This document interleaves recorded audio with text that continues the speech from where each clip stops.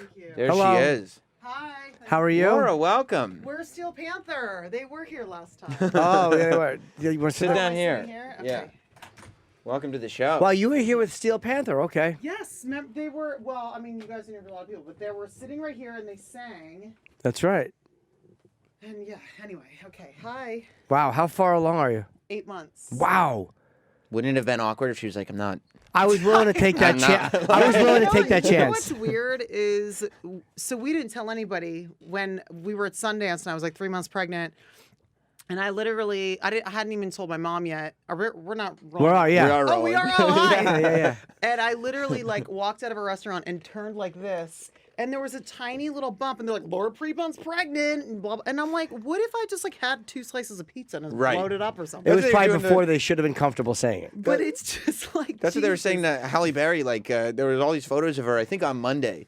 And she was like holding her stomach and she had like a little belly. And they were like, oh, Yeah. Halle Berry's pregnant. And then she had to come out the next day and be like, I'm not.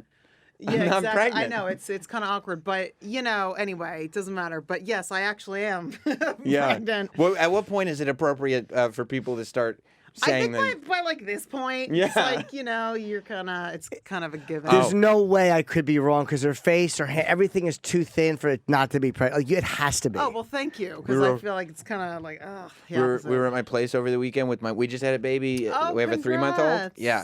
Thank you. And I was there with my wife. We were taking a photo, and my dad, my uncouth, tactless father, amazing. goes, Jess, you're not pregnant again, are you? Okay, not Jess- cool, man. Jess was like, no. Oh, no. No, You're I'm like, not I pregnant. just had Was a it kid 3 awkward? months ago. Yeah, and I was like, oh, Dad. And so, of course, my dad's not exactly, he's not the thinnest man anymore. He's an older guy. And so when we went back over to pick up the baby, my Jess was like, oh, Jerry, you're not pregnant, are you? Amazing. He's like, no. So he understood No. the error of his ways? He did. She pointed it out to him. I wanted to ask you too. I don't know if we talked about this last time, but about the film Carla you did about yeah, Carla. yeah. Did we? I don't think we talked about that. And they got like a lot of you played a role, and were you Yeah. surprised when you played it? The backlash for you simply playing a role. Her and her husband were killers in Canada. People don't know. Yeah, that was one of those things where like I was on 70s for a while at that point. You kind of want to do something very completely different. And I had, read the story. I was familiar with the story, and I thought it was pretty fascinating to figure out like how do you actually get into someone's head who would actually do something like that? And as an actor, that's That's the challenge, That's right? what we do. I thought it was really interesting, but yeah, I did that. I don't need to do that again. You know what I mean? But because it's really tough, doing a movie like that. Do you But, regret it? No, I don't regret anything.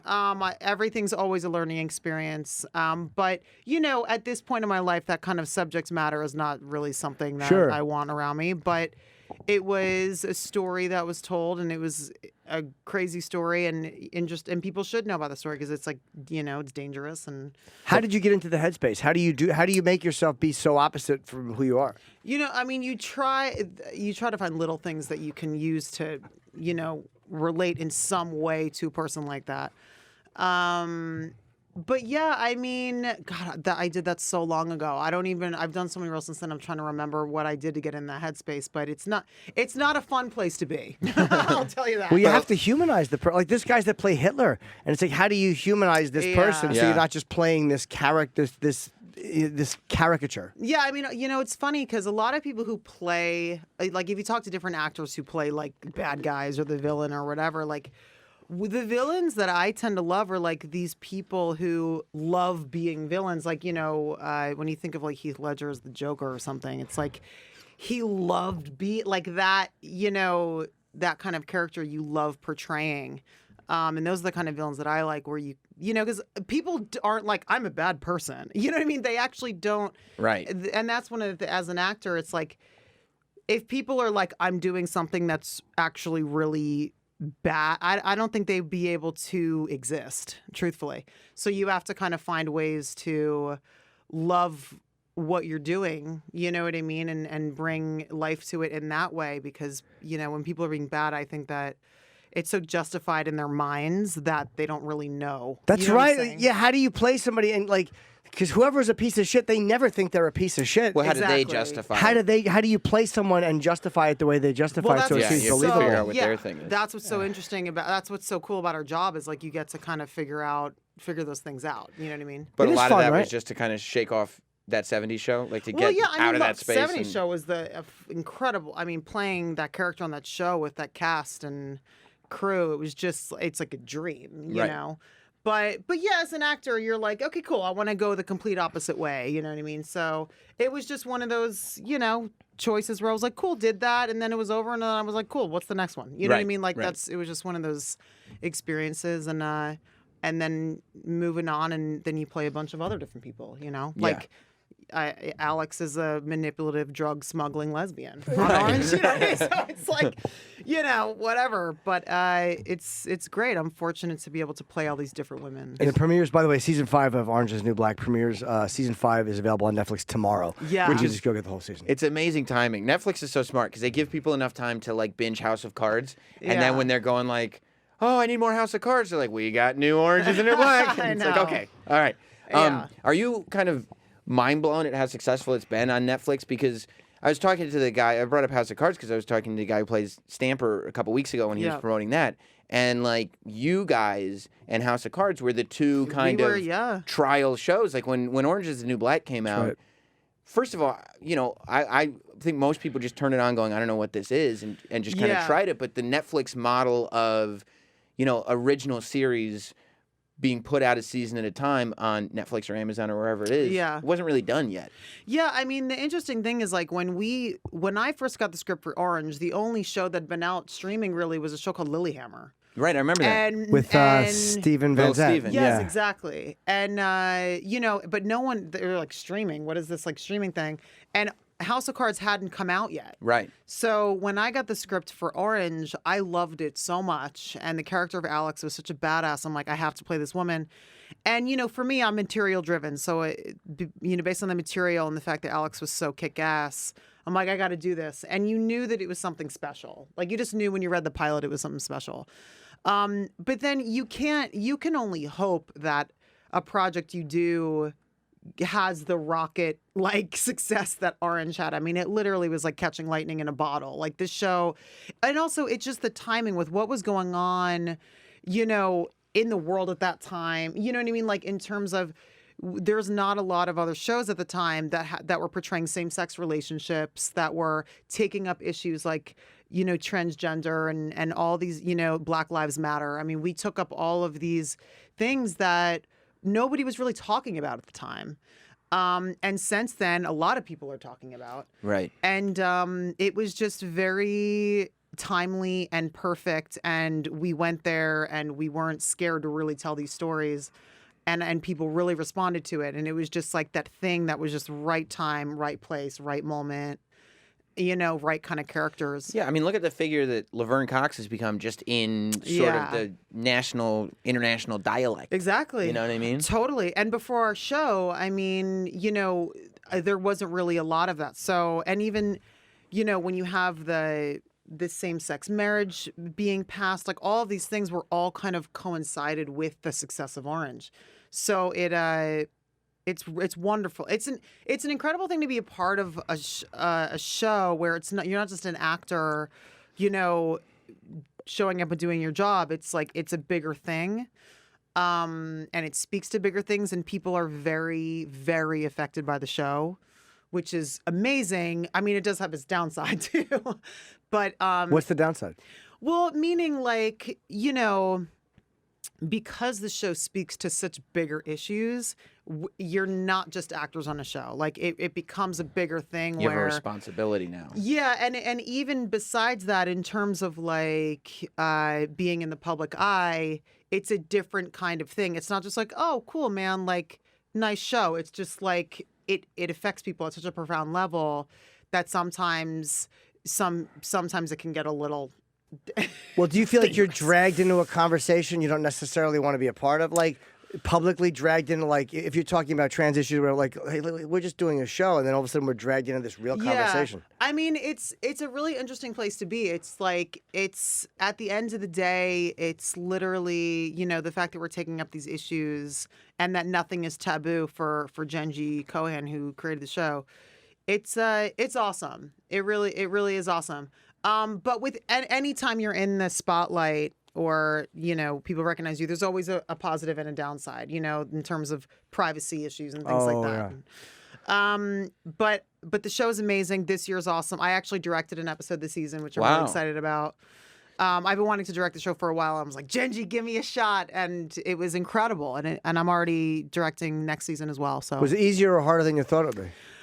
I've been directing for a while, and I knew that when I direct, I'm like a duck in water. I just love it. And that's exactly how it was. It was just like, got the script. It was amazing, and directing these women. And I had to also direct myself. And when you guys if you guys do see the episode I directed, it was crazy. Which episode with the, number is number it? 10. Okay. Number 10. But with what my character had to go through in that episode and direct, it was hilarious. And I can't really give it away, but when you see it. But it was amazing. The show got really fucking dark last season. And it was kind of, even though it was a jail show, it was always kind of a fun show. Yeah. And then it was like not fun. It was a dark Well, yeah, dude, show. The first episode of last season, I kill a dude. Yeah, You know what yeah. I mean? And it only just continually just like, I know. like, it's, Did you like how dark the show got just because it was something different, or was it kind of scary? I thought last year, I mean, all of our seasons are great, but I personally thought that season 4 was one of our best seasons, truthfully. I thought it was fantastic with everything that was going on. I personally also loved my storyline in that. And I thought a lot of the girls got to shine in incredible ways. It was like a reminder that, no, this is taking place in a jail. Yeah, I think you guys have been having too much fun watching this. But this. I think that we really walk that line well of like, and it's funny too, because even when we're filming, it's like, we film in a prison setting. You need to have those moments of levity. And I think and like people who come visit our set, they're like, wow, your set's so much fun. And I think it's because, and also on the show as well, which is why the writers, who are awesome, they have to bring this comedy in, because if you don't have these moments of levity, it's just depressing. Yeah. And in real life, you have moments of levity like that. And I do feel like we walk that line really well.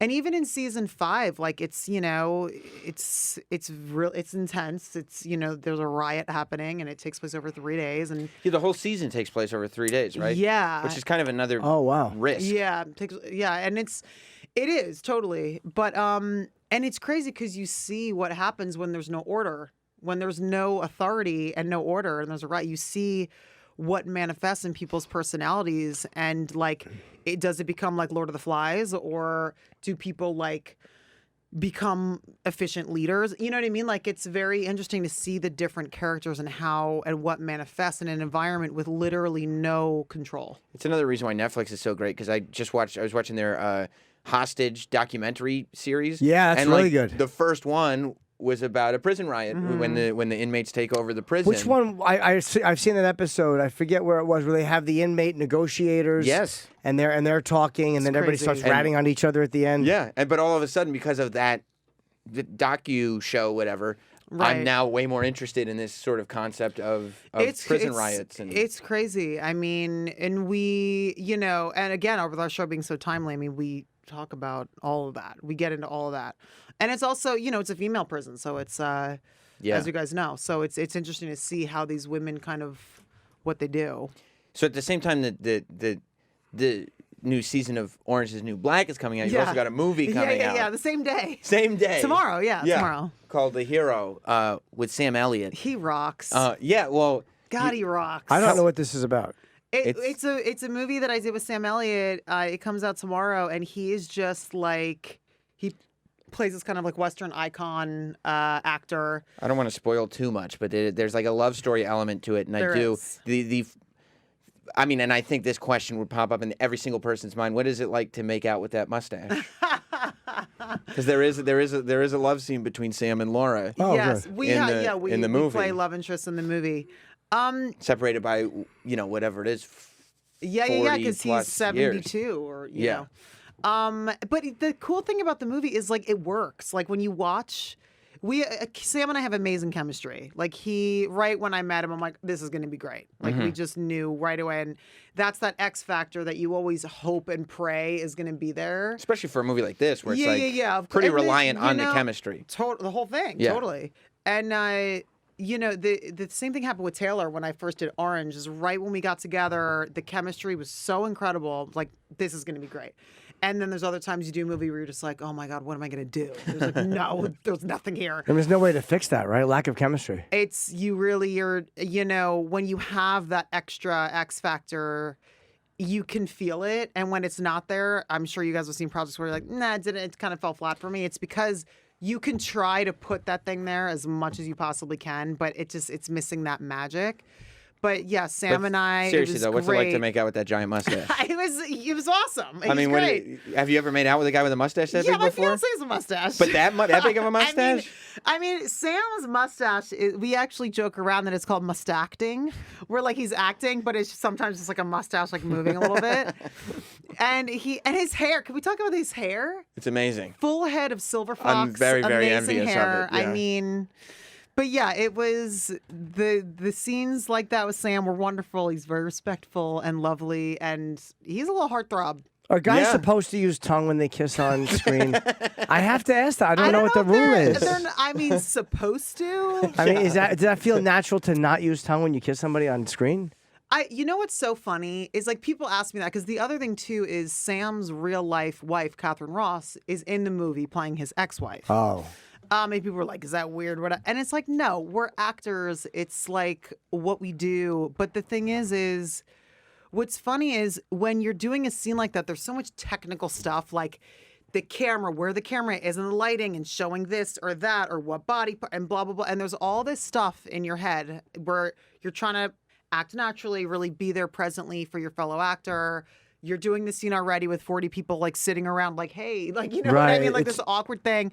You really like the last thing I'm really thinking about is like, is there or is there not tongue happening right now? I'm just trying to be present and like here for, my co-star. But yeah, it hasn't really been an issue. Okay. I was just curious. Yeah, it's not like You get some of that Sam Elliott tongue? It's not like use tongue or don't. You know what I mean? Like I honestly can't even tell you. Like I don't even know, truthfully, because you're thinking about 100 different things. We have to wrap up because we're gonna get cut off. Okay. We're not doing it. We're doubling out? Oh, okay. Oh, we have to. Okay. I think. Yeah, we do. Okay. So I wanted to promote you probably. Yeah, thank Orange you. is the New Black comes out tomorrow on Netflix, and your film. The Hero, The Hero. comes out tomorrow as well. She plays a comic in the movie, too. I really? do. I play Oh. stand up. Yes. Oh, nice. Yeah. Yes. We have Ali Wong helped me a lot. Yeah. She's- They use real comics in the movie. Oh, okay. In like the comedy scenes. It's a good movie. It's called The Hero, and you can find it, see if it's playing in your area, and it takes a lot of turns that you don't necessarily Yeah, it's see coming. wonderful. It's unconventional. We have Thank Sam you. Elliott tomorrow too, so we're gonna Oh talk to my him. God, Yes. he's so awesome. You guys will love him. All right, I'm going to good. ask him the same questions about making out with you, so Yeah. we'll see if he Great. liked it as much. Yeah, I tell him I slipped him the tongue. So. Okay.